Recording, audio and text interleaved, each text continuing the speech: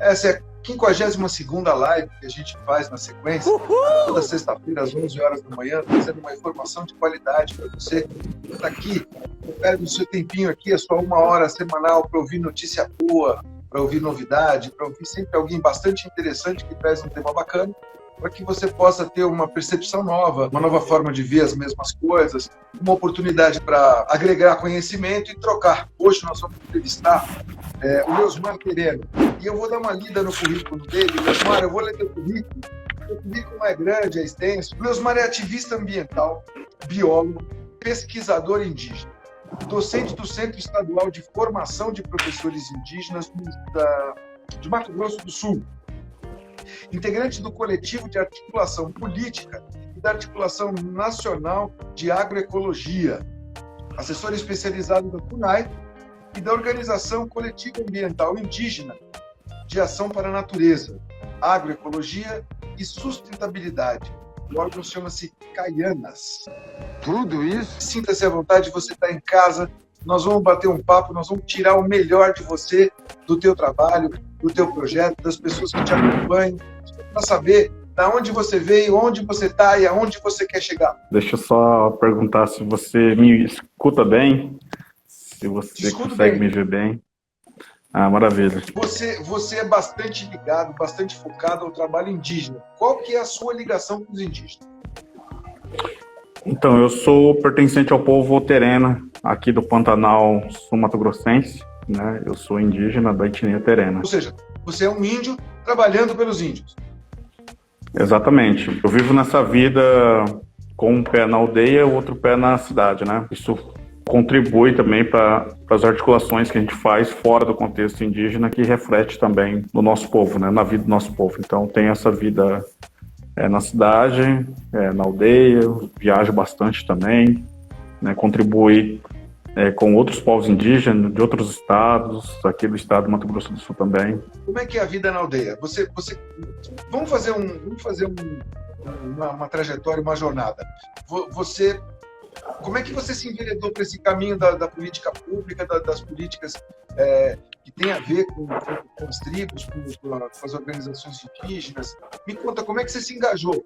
Como é que era quando você era criança? Como é que era quando você era pequeno na aldeia? Me conta um pouquinho desse histórico, o que te motivou a trabalhar e fazer um trabalho bonito que você faz com os índios? Os povos indígenas naturalmente têm já essa relação muito forte com a natureza, com os biomas, né? Então eu cresci nesse contexto, né? Indo para as roças, né? Ajudando meu pai a fazer agricultura, minha família a fazer agricultura. Me despertou, depois que eu concluí o ensino médio, me despertou o interesse em saber o que vocês não indígenas estudavam sobre a natureza, sobre a biodiversidade. Que conhecimento era esse, né? O que vocês estavam ensinando na faculdade sobre a natureza? Então eu decidi fazer biologia, né? Eu sou biólogo, tive que viajar para o sul, numa região de intensas atividades, né, do agronegócio, uma região de Dourados, onde eu terminei, né, o curso de biologia. Depois voltei para traduzir todo esse conhecimento acadêmico, muitos, né, desses conhecimentos. Você é o bichão mesmo, hein, doido? Porque tem conhecimentos também da universidade que são para favorecer as grandes indústrias, né, e não são para favorecer os povos indígenas, comunidades tradicionais. Você é nascido numa aldeia indígena, está acostumado com a natureza, vive na natureza, vive com e para a natureza. Você vive lá com a agricultura já é algo que está no DNA de todos nós, mas principalmente nos índios, a caça. Como é que foi esse choque de realidade entre o conhecimento ancestral e o conhecimento que as tribos vêm passando, né, de pai para filho? Quando você senta num banco de universidade e começa a ver o homem branco falando coisas que vocês naturalmente já fazem, mas aí ele tem um viés diferente. Como é que foi esse choque cultural para você? Eu considero o ambiente acadêmico muito frio, né? Muito tecnocrático, muito academicista, né? E existe um ego assim que permeia o campo acadêmico muito grande, né? E eu fui, assim, integrei uma das primeiras turmas do sistema de reserva de vaga, do sistema de cota. Praticamente a presença indígena nas universidades era eram invisibilizadas, né? Então a gente chegando à universidade, a universidade até se espantava. O que a gente vai fazer com os povos indígenas? Estão chegando. Muitos dos nossos parentes, né, indígenas, não dominavam a língua portuguesa, né, tinham dificuldade de se expressar na língua portuguesa. E a universidade... Como você fala? A sua tribo Tereno. fala que língua? O Tereno. O tronco linguístico Aruac, né? E aí nós temos uma outra língua aqui, Niquinal, também, que é do mesmo tronco linguístico, né? Do povo tereno. E assim, o contexto urbano é muito diferente, né? Você conviver na cidade. Na aldeia você tem muita liberdade. Na cidade, se você não tiver dinheiro, você não come, por exemplo. Na aldeia, em qualquer lugar que você chegar, em qualquer família, núcleo familiar que você chegar na hora do almoço, você almoça com todo mundo. O que tem de alimentação é dividido entre todos que estão ali. Infelizmente, o homem branco ele tem um conceito absolutamente equivocado dos índios, né? Porque o homem branco ele tem uma presunção, como você colocou, as universidades são frias e, infelizmente, muitos dos professores têm um ego maior do que o tamanho físico deles, né? O ego deles é muito grande. Eles acham que a tecnocracia, que simplesmente a coisa apostilada, ela, na prática, ela é igual, e não é. Uma coisa é a teoria, outra coisa é a prática. Né? Você que nasceu com o pé no chão, com o pé na terra, cultivando, criando, caçando, quando você senta num banco de universidade e vê toda aquela técnica, que muitas vezes é igual a zero, né? É igual a nada, deve ser muito discrepante, que existe uma presunção de que o homem branco sabe mais do que o homem amarelo, do que o homem vermelho, do que o homem negro. É uma presunção estúpida, burra, porque somos todos humanos, somos todos filhos do mesmo Criador, né? Somos todos da raça biológica, né? da espécie humana, com todos os órgãos iguais, com os sentidos iguais, né? Com todas as possibilidades iguais, mas o homem branco ele veste um personagem. Quando ele perde a naturalidade dele, ele passa a ser simplesmente normal. E é normal o homem na cidade agir de forma desconcertante com relação à natureza. Eu imagino que você, num banco de universidade, deve ter feito muita diferença para as pessoas que assistiam a aula com você. Quando você colocava um depoimento pessoal, quando você trazia algo que era praticado. Você vê, é muito natural dividir a comida, mas não é normal, né? Não é natural. É natural porque assim os povos sobreviveram e com a escassez, sobreviveram ao longo dos anos trocando, sem exigir muito em troca, uma troca, né? E eu imagino que você deve ter sofrido no banco de uma faculdade com algumas verdades que você via que na prática não tinha nada a ver. Como é que foi isso aí? Você chegar na cidade, por exemplo, e ver muitas crianças em situação de rua, passando fome, e a sociedade fechar os olhos para essa situação, e no nosso povo não, as crianças são um patrimônio coletivo, né? Toda a comunidade tem o dever de cuidar das crianças, então você começa a ter uma percepção muito diferente daquilo que a gente vive na aldeia, mas a gente entendia que enfrentar tudo isso era estratégico para a gente ter uma percepção maior, mais global do planeta, da sociedade, né, não indígena. As universidades, em muitos casos, não estavam preparados para receberem os povos indígenas.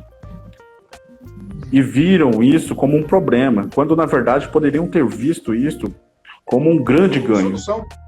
Como solução, porque os povos indígenas, com a sua experiência, com os conhecimentos que foram construídos ao longo de milhares de anos, poderiam muito bem contribuir, dialogar com a ciência acadêmica, né, e construir respostas para muitas crises, né, que o mundo enfrenta hoje. Muitas vezes se tem aquilo que se tem essa afirmação de que os povos indígenas é a solução apenas para a crise ambiental. Não, a sociedade indígena, as sociedades indígenas, elas são soluções para as crises sociais, política, econômica, para as crises ambientais e para as crises de valores. A gente teve um grande avanço, né? Hoje nós temos vários professores universitários. Hoje muitos currículos, né, de cursos acadêmicos contemplam a questão indígena.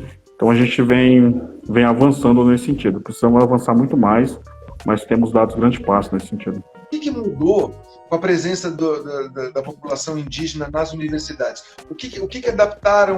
O que melhorou? O que ajudou a conversar melhor essas culturas? Nós temos hoje muitos indígenas fazendo a gestão da saúde indígena, por exemplo, das políticas de saúde indígena. Nós temos indígenas em muitos outros campos, né? Indígenas que fazem a operacionalização hoje de políticas públicas, né? Que se capacitaram na universidade e hoje conseguem promover maior efetividade dessas políticas, né? Que até então eram operadas por não indígenas. Eu queria pegar uma carona nisso que você está falando, e eu queria entender como é que essa política tem sido feita. Isso é uma política partidária de algum partido específico, ou é algo um pouco maior, onde o governo ele tem se dedicado a essas questões e feito as adaptações necessárias para que essa troca de cultura seja mais benéfica para todos os povos? Como é que tem sido feito isso? Como é que tem sido feita essa política indígena dentro da universidade?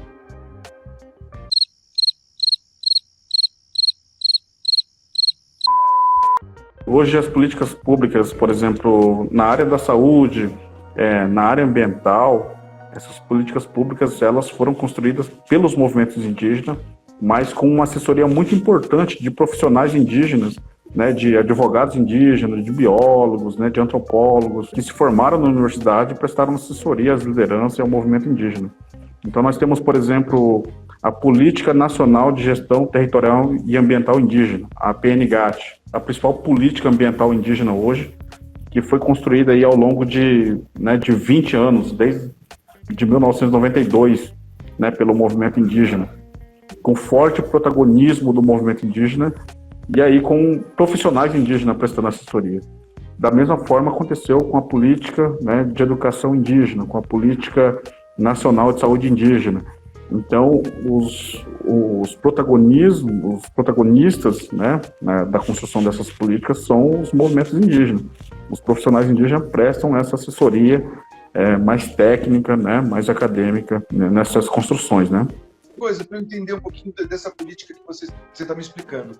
Essa política pública, ela leva as escolas dentro da aldeia ou ela providencia que os índios saiam da aldeia e cheguem nas escolas? Não entendi a sua pergunta, não compreendi. Essa política pública, ela leva a escola para a aldeia ou ela cria uma forma de pegar o índio e levar para a escola na cidade? Como é que funciona isso? Hoje, grande parte dos territórios indígenas hoje tem já todas as etapas do ensino básico, né? Da pré-escola ao ensino médio, né, nos territórios indígenas. Alguns princípios, né, desse sistema de educação é a interculturalidade, né, que é esse diálogo de ciências, dialogar os conhecimentos tradicionais com os conhecimentos científicos, a territorialidade, né, permeando o sistema de educação, esse processo formativo acontecendo numa perspectiva da bilinguagem, né, tanto no português quanto na língua materna. Então, existem princípios, né, hoje que permeiam a educação escolar indígena, né? Você vê algum problema nessa forma de aculturar, trazer um pouco da cultura do branco para o índio? Você vê isso um problema onde vocês poderiam perder uma certa origem, misturar demais, ou você acha isso válido? Como é que você vê isso, Cara, eu não sei nem como colocar, mas você pegar a cultura do homem branco, levar dentro da cultura indígena, como é que fica isso? Em algum momento o índio perde a identidade ou não? Não, jamais. Nada a ver, irmão. Assim, nós estamos vivendo hoje no mundo globalizado, né? Essas influências, elas são inevitáveis, né? Mas a partir do momento que a gente tem um sistema de educação, né, que fortalece a espiritualidade indígena, né, e eu digo espiritualidade não relacionada à religiosidade indígena, mas o espírito terena, o espírito caduel, o espírito guatol, o espírito guarani, né, de fortalecer esses conhecimentos tradicionais, de fortalecer os princípios tradicionais, de despertar isso nos jovens, nas crianças, elas não ficam vulneráveis, né, às influências externas que contrapõem o nosso sistema de vida tradicional. Estamos falando com uma pessoa que está no meio de uma aldeia indígena, enfrentando as dificuldades normais que alguém tem com sinal de internet, né? É verdade. Falando um pouco de agricultura ancestral, que eu tenho na minha linhagem biológica, eu sou bisneto de índio. Assim, desde criança, a cultura indígena me chama a atenção. O pai do meu avô materno era índio, morava lá no interior de São Paulo, em Paraguaçu Paulista, e o pai dele era índio. A minha linhagem é de índio, eu não tenho como negar e não ter amor pela raça indígena, até porque tem um pedaço disso dentro de mim. Eu acredito muito, muito profundamente nos nossos ancestrais, que os nossos ancestrais, de boca, de pai para filho, veio trazendo uma cultura milenar. Tem a facilidade, por exemplo, não ter algumas distrações do homem urbano, dedicação constante para o aprimoramento do próprio povo indígena, da cultura indígena, do território indígena, da aldeia. Tudo isso traz para o índio um trabalho incessante, dioturno. E essa cultura que vem sendo trazida de pai para filho, ela vem se alongando. A cultura ancestral de toda a humanidade, ela é muito mais profunda, né? Os homens de antes, os nossos ancestrais, eles observavam a natureza, eles observavam as estrelas, eles observavam a ação e a reação das coisas, e por observadores, eles eram mestres na natureza. E o índio, ele tem essa característica, né? Claro! Como é que funciona dentro da tua aldeia e o que vocês trazem de conhecimento dessa agricultura ancestral? Hoje nós fazemos um trabalho que tem a intenção de fortalecer os princípios da agricultura ancestral. Aquilo que a universidade chama de agrofloresta é uma tecnologia indígena, né, bem antiga. A roça tradicional terena, ela nunca foi vista por nós apenas como um espaço de produção de alimento, mas também como uma escola. É ali que os pais transmitem para os seus filhos conhecimentos sobre as fases da lua, sobre relações com a terra, sobre convívio em comunidade. A roça é muito além de um espaço de produção de alimentos. E hoje a agricultura terena, né, a agricultura tradicional terena, ela é uma agricultura que tem uma relação intrínseca entre dimensões sociais, dimensões culturais, dimensões espirituais, por exemplo. Então, o povo tereno ele é reconhecido na sua história como um povo produtor de alimentos, um povo agricultor que desenvolveu ao longo da sua história tecnologias muito sofisticadas de produção de alimentos, de manejo da terra, e na própria explicação da origem do povo tereno, nós já temos uma relação com as sementes. Quando a gente vai explicar a nossa origem, os elementos, como sementes, como agricultura, já aparecem desde a origem, da explicação da origem do nosso povo. Isso que você está me falando é muito bonito e simbólico. Quando você estuda as fases da lua, quando você estuda a origem do alimento, quando você estuda a profundidade do que você está fazendo e transforma esse espaço de cultura numa escola, isso tem uma riqueza muito grande que não existe no banco de uma universidade. Né? E essa cultura não pode parar, ao contrário, eu acredito que essa cultura, esse intercâmbio cultural deveria ser levado para o banco da universidade, né? Porque assim haveria a troca real de conhecimento, um conhecimento ancestral que vem de boca de pai para filho. É muito, muito, muito mais profundo quando você transforma, por exemplo, uma área de plantio numa escola. E essa escola ela vai dando da origem do alimento, ela vai dando, muitas vezes, dependendo da cultura, ela dá até a origem estelar do alimento, né? Os índios, eles têm uma cultura ancestral muito diferente da do homem branco. O índio ele conhece, na grande maioria das vezes, a sua origem, né? E o homem branco muitas vezes não.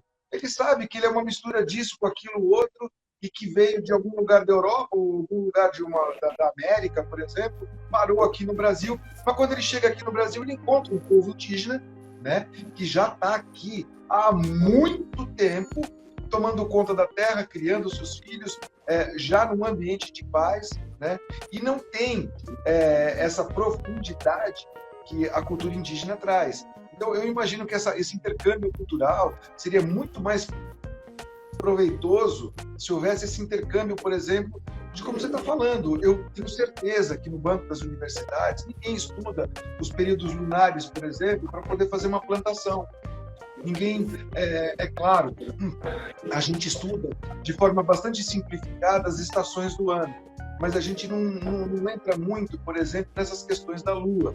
E se você for pegar a agricultura biodinâmica, por exemplo, ela entra em todos os planetas desse sistema, né? E vai trazendo, segundo o entendimento do caderno agroecológico biodinâmico, o que é melhor plantar nessa época, nessa Lua, que tem influência daquele astro, nas formas, e isso a cultura indígena traz.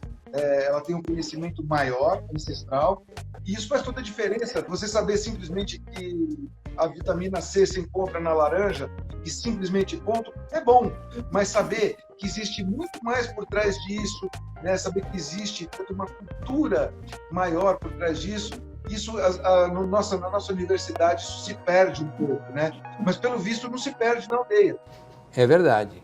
Me conta um pouquinho desse dia aí na aldeia, onde você pega esse conhecimento maior, ancestral, e coloca na prática, coisa que você não viu no banco da universidade. Dá um exemplo desse pra gente, Tafara. A gente sempre tem feito intercâmbios também, porque a gente quer comunicar essa ciência indígena para além de nós mesmos. Então nós fazemos intercâmbios, já recebemos pessoas de mais de 50 países diferentes para compartilhar as nossas experiências e também desconstruir. Hoje, a organização que eu integro, a organização Caianás, ela tem um convênio com uma universidade estadual. Ela recebe acadêmicos da universidade estadual para cumprirem seus estágios junto à organização Caianás, desenvolverem seus trabalhos de conclusão de curso, justamente para a gente ter oportunidade também de compartilhar a nossa ciência e até também de desconstruir muitos conhecimentos que a universidade produziu de forma equivocada, que ao invés de libertar as comunidades tradicionais, aprisionam mais essas comunidades. A gente tem hoje, né,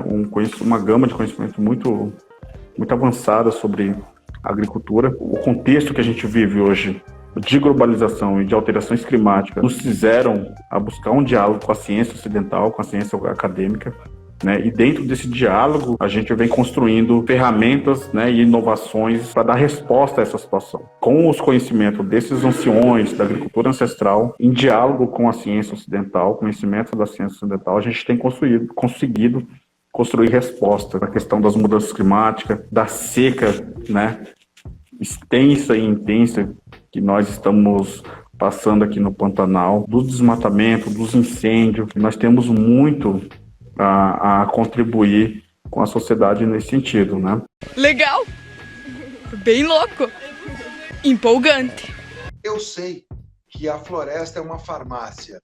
Como é que a tua tribo tem contribuído para as universidades, para o homem branco, em mostrar essa qualidade que este homem branco não conhece? Infelizmente, a Covid chegou nos territórios indígenas, no momento ainda que não se tinha vacina, o que amenizou o quadro das pessoas acometidas por Covid-19 nos territórios terrenos foi o saber ancestral, foram as plantas do cerrado, né? Os nossos anciões produziram xarope, né, com seiva de jatubá e de outras plantas que amenizaram, né, quadros graves, né, de pessoas que estavam adoecidas pelo Covid-19. Infelizmente, muitas pessoas foram vítimas, mas não tenham dúvidas que se nós não tivéssemos produzido nossos remédios do cerrado, com espécies do cerrado, do Pantanal, com os nossos conhecimentos ancestrais, esse quadro tinha sido muito mais pior.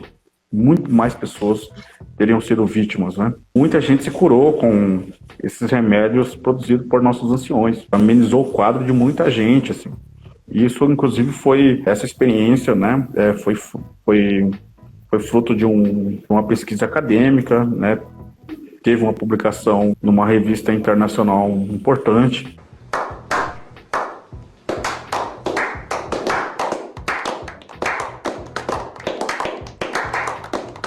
Hoje a gente vem protegendo essas espécies medicinais por conta dessas ameaças que eu disse, do desmatamento. Os incêndios criminosos chegam em nossos territórios. Nós chegamos a ter várias espécies medicinais ameaçadas, mas a gente conseguiu hoje proteger essas espécies, estamos replicando essas espécies. O nosso líder espiritual, ele quer fazer o atendimento das pessoas na casa de canto e ter condições já de produzir os remédios e ofertar para essas pessoas que estão sendo atendidas. Então, esse é um trabalho nosso, pioneiro aqui no contexto do Mato Grosso do Sul, no contexto de território indígena, e que a gente vem buscando fortalecer. Então, assim, a gente trabalha com um conjunto de ações sistêmicas.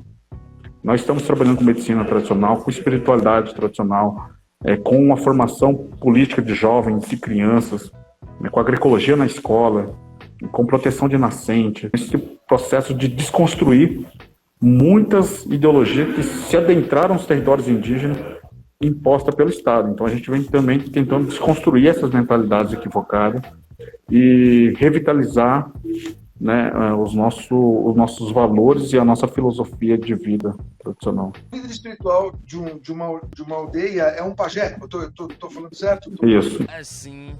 É um pajé. Como um líder espiritual, um ancião, ele traz as respostas para o seu povo, correto? Tudo gira em torno de um pajé ou não? Sempre quando me pergunto qual é o fundamento da vida do povo tereno, eu me arrisco a dizer que o território e a nossa espiritualidade são as duas dimensões que fundamentam a nossa vida. Ele tem o poder de visualizar algum evento que possa comprometer a comunidade e antecipar ou afastar esse mal que pode comprometer a comunidade, promover a harmonia entre a comunidade. A gestão do território é a atribuição de uma liderança, que na nossa língua a gente chama Nati, né, que é o cacique, né, na língua portuguesa. E o líder espiritual é o Koishomuneti, né, é o xamã. E existe, sem dúvida nenhuma, um conselho de anciões que resolve os destinos da aldeia, correto?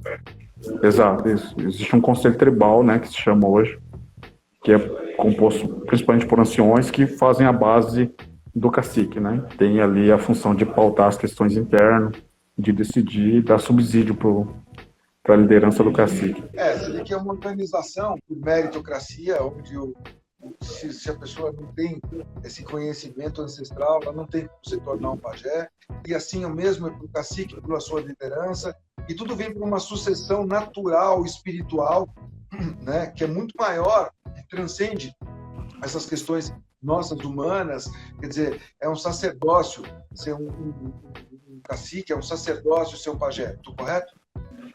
É, isso mesmo. O xamã, ele fica 24 horas à disposição da comunidade. Isso o homem branco deveria aprender muito rápido com os povos indígenas. Os servidores públicos, eles deveriam agir como servidores, literalmente. Os servidores, eu vou falar um pouco do homem branco aqui para você depois traçar um paralelo aí comigo, viu, Leosmar? O homem branco aqui, ele paga caro para ser mal servido. E ser mal servido, literalmente. A pessoa que está sentada num banco administrativo com uma caneta na mão, ela julga ser dotada de um poder e ela não sabe usar exatamente muito bem esse poder. Em nome desse poder, ela acha que ela deveria receber mais, ou, de forma paralela, ela busca receber mais para o seu dono daquela caneta, o dono daquela pasta, e não transita muito bem, né? Serve mal, serve de forma desonrosa, infelizmente, a grande maioria, e não aprendeu nada com o que viu quando chegou aqui no Brasil, aonde você está me relatando aqui, que o pajé, o cacique, fica 24 horas por dia à disposição do coletivo, à disposição da sua aldeia, à disposição da sua tribo, porque ele busca um bem maior, ele busca guardar, resguardar aquela tribo, guardar e resguardar todos os seus semelhantes, o seu espaço geográfico, o seu espaço físico, e ele serve. Ele literalmente serve por isso. O homem branco já não age da mesma forma. Como é que funciona aí para vocês quando existe nessa hierarquia alguém não cumpre algo? Como é que funciona isso? O índio, ele normalmente ele é disciplinado, normalmente ele não aceita. Como é que funciona isso? Porque o homem branco a gente conhece. Eu queria ouvir um pouco da tua cultura. Como é que funciona isso aí dentro? Sim, é muito difícil ter essas situações de alguém não corresponder a essa expectativa da comunidade, né? É muito natural nas pessoas, né, que se tornam um cacique, que se tornam um líder espiritual. Inclusive, por exemplo, você oferecer um pagamento, né, para aquele líder espiritual, um pagamento financeiro para aquele líder espiritual, para ele é uma ofensa. Como disse o nosso líder espiritual, não, a sabedoria que eu tenho, ela veio da mata. Foi a natureza que me deu essa sabedoria. Eu não posso cobrar de ninguém. Se a pessoa já está me procurando, porque ela está precisando, como é que eu vou fazer uma cobrança a essas pessoas? Essa pessoa está precisando de ajuda, não está precisando de que alguém, né, extorque mais ela. Os líderes espirituais, por exemplo, quase não dormem. As pessoas chegam de madrugada, à noite, o tempo todo. Então, assim, há um dom que a pessoa tem ali, né, que é repassado, né, de geração para geração. Normalmente os caciques já são percebidos na própria comunidade, as pessoas que já têm aquele perfil de servir, de cuidar, né, de cuidar das crianças, né, de cuidar dos jovens, dos anciões. Então, diferente da sociedade branca, onde os velhos vão para um asilo, né, na sociedade indígena não. Tem uma pergunta aqui que a Coringa Floresta fez. E ela pediu para você contar uma história do gigante Oreca e o Wake, e o legado do povo terreno na agricultura. Se você se importa de contar essa história? Não, tranquilo, tudo bem. Quando a gente vai explicar a origem do povo terreno, nos perguntam de onde veio os terrenos? A gente sempre responde, nós viemos do buraco, né? Que é uma alusão a essa história que eu vou contar. A gente acredita que existia um homem muito grande, né, que andava pelo mundo, pela floresta. Esse homem se chamava Oreca Iuacai, né? Andando pela mata, ele viu o Bem-te-vi olhando para baixo, muito assustado, e ele olhou para o lado, né, onde o Bem-te-vi estava olhando, e ele viu um amontoado de serrapilheira, um amontoado de folhas, de galhos, e ele resolveu então tirar, né, aquela serrapilheira, aquelas folhas secas, aquele amontoado de folhas secas e de galhos, e tinha um buraco lá dentro. E lá tava várias pessoas nuas, né, e eram os terenos que estavam ali. E então ele foi dando a mão um por um dos terenos que estavam no buraco, foi tirando os terenos, só que tinha um impasse que era a comunicação. O Oreca Iuacai não conseguia se comunicar com o povo terreno. Então ele foi chamando os animais da floresta, vários animais, para tentar se comunicar com os terenos. Até que ele conseguiu, depois de várias tentativas, chamou um sapinho vermelho. E esse sapinho vermelho começou a fazer muitas gracinhas em frente dos terenos, a fazer brincadeira. E os terenos começaram a dar risada, né? Talvez seja por isso que nós somos muito alegres também.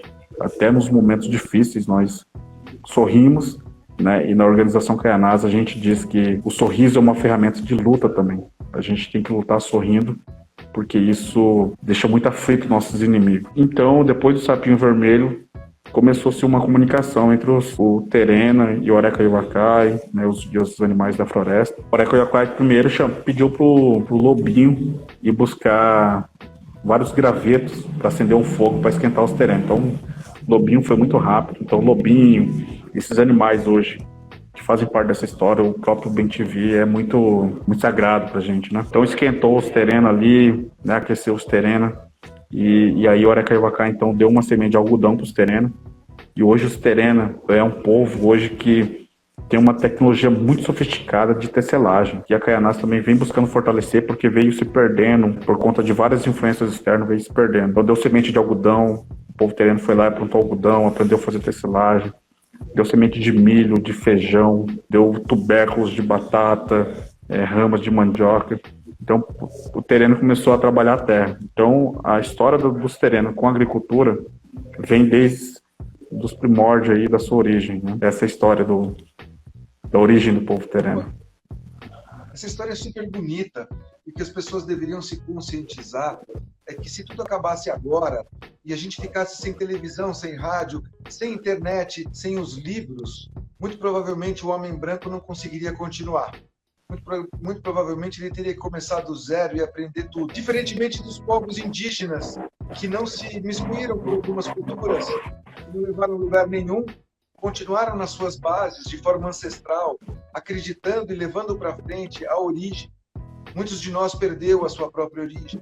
Muitos de nós não têm a menor noção de onde está, o que está fazendo e para que lado vai. O que é absolutamente diferente de um povo indígena que cultua os seus ancestrais, que traz na cultura do seu dia a dia um respeito profundo, uma ética gigantesca, um amor à natureza, e vive de forma natural, em equilíbrio, e busca prosperar tudo isso. Eu sou fã de todos os povos indígenas, sou fã de todos aqueles que acreditam, conhecem, vivificam a sua origem e fazem toda a diferença. Um homem que não conhece a sua origem, não sabe o que está fazendo e nem para onde vai, é um homem de pouca função nesse planeta. Diferentemente dos povos indígenas que conhecem a sua ancestralidade, praticam visceralmente, diariamente a sua ancestralidade, e estão buscando um espaço dentro de uma sociedade de um povo absolutamente ignorante, que é o povo branco, que não respeita as outras culturas, achando que só pode se sobrepor com a sua verdade. E todos os povos, todos, sem exceção, traz no seu DNA uma cultura ancestral e um propósito maior, desconhecido por nós, pequenos humanos, né, que olhamos no nosso dia a dia com um enfrentamento. Aqui na cidade, infelizmente, Leosmar, foi como você falou, se eu chegar na casa de uma família agora e bater na porta, muito provavelmente eles vão ter medo e não vão nem abrir a porta para mim. Diferente de uma aldeia indígena que você chega na hora do almoço, senta e come. Então, o homem branco tem muito a aprender com a cultura indígena. O homem branco perdeu demais, está na hora de recuperar tudo isso. Eu sugiro que cada um de nós possa entender cada vez mais as culturas indígenas, possa pegar para si próprio um pouquinho disso, para que a gente se torne um melhor humano, para que a gente se torne um pouco melhor do que a gente é aqui, de forma normal, muito pouco natural. Então, eu só tenho a agradecer toda essa conversa que eu tive contigo, e eu queria te pedir um favor. Eu abri o microfone agora e eu prometo que vou deixar você falar quanto tempo você quiser. Eu quero que você deixe do fundo do teu coração, Leosmar, uma mensagem para todos nós que estamos te ouvindo aqui ao vivo e para todos que vão ouvir você assim que a gente divulgar isso nas nossas redes sociais. Isso vai na plataforma do YouTube, vai na plataforma do Instagram e a gente vai divulgar isso bastante. Eu queria que você deixasse um recado do fundo do teu coração para que as pessoas que estão te ouvindo agora e a qualquer momento possam refletir na sua ideia e no seu pensamento. O microfone está todo aberto para você, Leosmar. Primeiro, queria te agradecer muito pelo convite e pela oportunidade de estarmos aqui conversando sobre questões muito estratégicas para o momento que a gente está vivenciando e pedir para que a sociedade se enganje mais na luta dos povos indígenas. Até as pessoas que estão nos grandes centros urbanos, elas sofrerão as consequências cada vez que o povo indígena for expropriado do seu território. A floresta que a gente mantém em pé, na nossa luta de proteger a biodiversidade, reflete na vida das pessoas dos grandes centros urbanos. Até a pessoa que está no espaço mais privilegiado da cidade sofrerá, se a gente seguir violentando os povos indígenas. Então, eu espero muito que a sociedade se enganje mais, reconheça mais a importância que os povos indígenas têm para o planeta. Cada vez que um povo indígena é dizimado, não somente pessoas que estão sendo dizimadas, mas é um conhecimento ancestral, É formas diferentes de enxergar o mundo que estão sendo dizimados, formas de relacionar com mundos diferentes, conhecimentos tradicionais importantes que podem trazer resposta para as crises que a humanidade vem sofrendo. Gostaríamos de ter mais do respeito da sociedade não indígena, que ela conheça mais a sua origem, e a gente possa seguir juntos, unidos, para a gente construir um futuro melhor para todos. Muito obrigado pelo convite e vamos em frente, vamos juntos.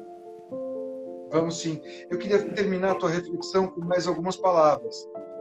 Todo ser humano é um livro aberto, onde tem muita coisa escrita que vem das bagagens reencarnatórias, vem da bagagem de uma existência aqui dentro do planeta, e um livro a ser escrito com as suas palavras, com as suas atitudes, com os seus pensamentos, com os seus sentimentos.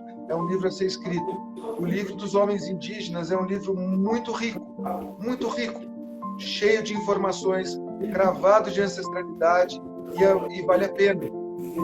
Queria lembrar que somos todos um, que não existe essa dissociação, eu, você. Na verdade, somos todos filhos do mesmo pó das estrelas que chegou aqui, criou esse planeta, criou cada um de nós. Então não existe essa dissociação. Quando machuca um índio, quando machuca uma pessoa do outro lado do planeta, como um grande mar, onde você mexe de um lado, ele faz marola para o outro. Então isso que o Leomar acabou de colocar é uma grande verdade. Está na hora da gente se unir, está na hora da gente parar com as polarizações, está na hora da gente caminhar para um rumo, que este planeta é um só, essa humanidade é um só, e a gente precisa aprender a conviver em paz e aprender realmente a trocar, a receber um pouco mais de base das ancestralidades de todos os povos que tiveram aqui, estão aqui ainda, e tomar uma atitude muito mais consciente com as nossas práticas diárias. E com isso, eu encerro. Agradeço a todos vocês. Você me permite ler alguns comentários aqui, Leosmar? Sim, claro. Até queria agradecer a todos e todas também que nos acompanharam aí. Muito obrigado pela atenção. Bel Melipona, o povo indígena está aldeando a política. Vera Lúcia Ortega, parabéns aos povos originários. Coringa Agrofloresta, viva o Brasil do Bocar, parabéns, Leomar e o povo terena. Tatiana, 73, respeito à sabedoria do ancião, lindo, elegantemente verdadeiro sentido de coletividade que o homem branco ainda não aprendeu, infelizmente. Tem mais aqui, que lindo, que lisura, que ética, que espírito de doação e servidão. Valeu, Leosmar. O sorriso é uma ferramenta de luta incrível, verdade. O sorriso, ele demole, ele desmonta barreiras, ele quebra muita coisa. O sorriso é a arte da graça, e o poder da graça é incrível. Por isso que tem algumas pessoas que não tem graça, né, Leosmar? São os desgraçados, são os caras sem graça.